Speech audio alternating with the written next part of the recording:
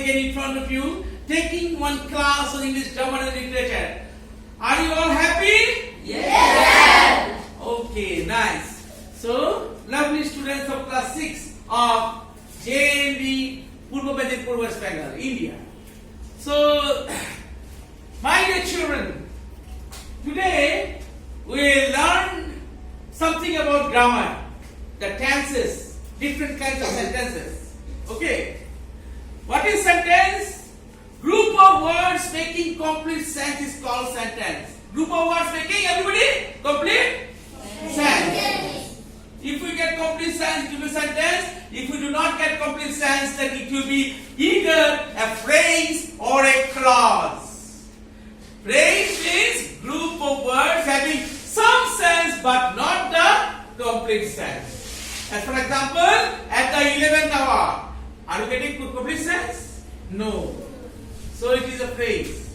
At noon, we are not getting complete sense, but we are getting some sense. Okay. In the evening, when I say in the evening, we are getting some sense, but not the complete sense. Okay. So these are phrases. Now, but he is a good boy. Ram is what's the name? Amit is a good boy. So Amit, this is a sentence because you are getting complete sense. Okay. Sentences are of many kinds. We have, first of all, we have assertive sentence. Assertive sentence is a statement of fact.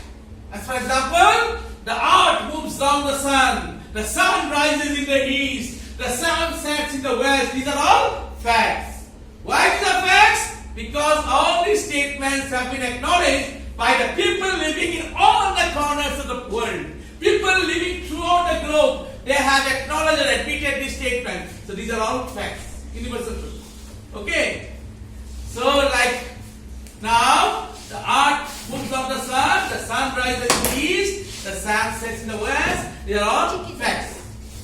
So these are examples of assertive sentence. Assertive sentence divided in two groups, two categories: affirmative sentence and negative sentence. An affirmative sentence has a positive meaning, whereas a negative sentence has a negative meaning. He is a good boy.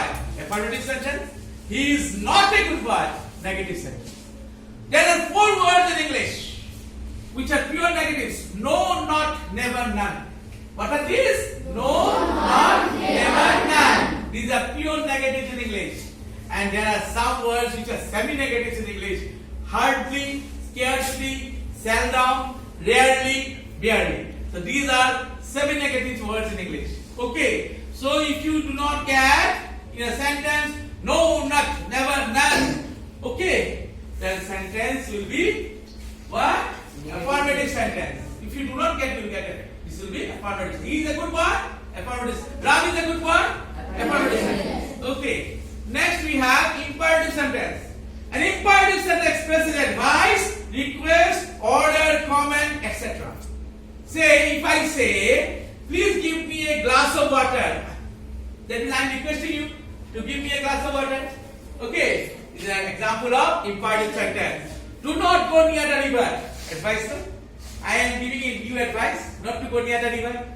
This is example of imperative sentence. Next, say if I say you are a teacher, you are a student, I am a Debarshi sir. No, you are a student of class 6. Stand up on the bench. That means I am giving you order. I am giving you order. So this is an example of what? Imperative sentence.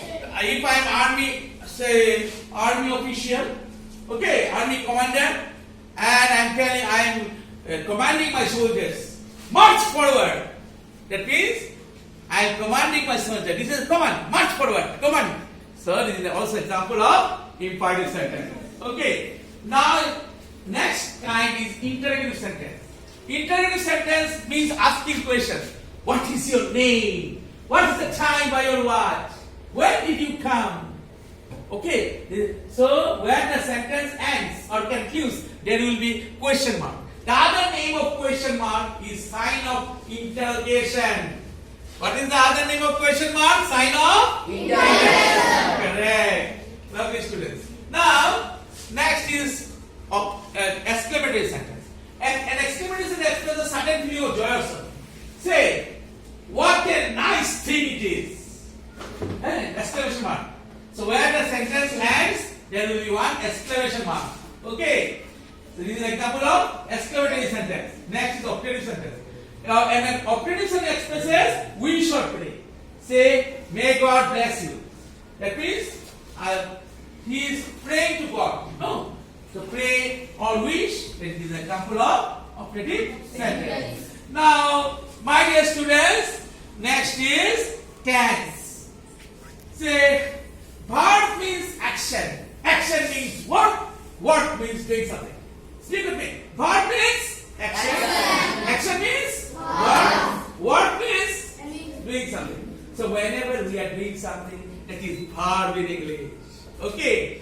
She is playing on the guitar. She is doing something. Is that it? Or he is playing cricket in the field. He is doing something. Is that it? So playing is a verb. Say he is reading a book. Read is a verb because he is doing something. So action words are called verbs in English. Okay. So now, my dear students, so verbs are of two kinds. One is principal verb and the other is auxiliary verb. The other name of principal verb is main verb and the other name of auxiliary verb is helping verb. Or I can say the verb that helps the principal verb in order to get a complete sense of the statement is called auxiliary verb or helping verb. Sit down please, last minute. Now, say I can do the work. I is subject, do is the principal verb, can is the auxiliary verb and the work is object. Why can is auxiliary verb? Because it helps the principal verb to get a complete sense of the statement. So, I do the work in this sentence or Ram does the work. Ram is subject, does is the verb, verb is the simple present tense and the work is object. Principal verb. Okay. And now auxiliary verb, Ram can do the work. Can is auxiliary verb. Do is the principal verb. And the work is object. And Ram is subject. Ram can do the work. Ram is subject. Clear everybody? Yes, sir. Yes or no? Yes, sir. Okay. Now, my dear students, in certain sentences, we will get sentence pattern is S plus B plus O. In some other sentences, you get sentence pattern is S plus B. Meaning subject plus verb plus object. Again, there are two kinds of verb. One is transitive verb and the other is intransitive verb. Okay. If the sentence pattern is subject plus verb plus object, then the verb is transitive verb. What did I say? Stand up. Tell me. Remain static. Okay. So, if the sentence pattern is subject plus verb plus object, the verb is transitive verb. Okay. What did I tell you? Speak up. You sit down. Sit down. So, subject pattern is subject plus verb plus object. As for example, Shakespeare wrote Hamlet. Who wrote Hamlet? Shakespeare is subject. Wrote is the verb. Verb is the simple past tense or past indefinite tense. And Hamlet is the name of a drama. This is object. What did Shakespeare write? Hamlet. Name of a drama. Name of a tragedy. This is called object. So sentence pattern is S plus B plus O. So the verb is transitive verb. So if there are certain sentences where object is missing. Okay, like dog's bark. Dog is subject, bark is the verb, verb is the simple present tense, but there is no object. Birds fly, no object. The cat mews, no object. The bell rang, no object. Subject plus verb we are getting, but there is no object. If you do not get object, then the verb is intransitive verb. Verb we are getting complete sense of the statement. Okay. So verb may be principal verb, it may be auxiliary verb. Each and every verb, whether it is a regular verb or irregular verb, weak verb or strong verb, each and every verb is a three forms. V base 1, V base 2 and V base 3. Like sing, sang, sung. Arise, arose, arisen. Go, went, gone. Three forms.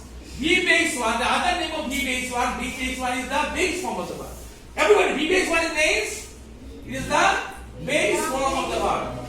Base form of the verb. It is also called root of the verb. It is also called root of the verb. RWT, root. It is also called principal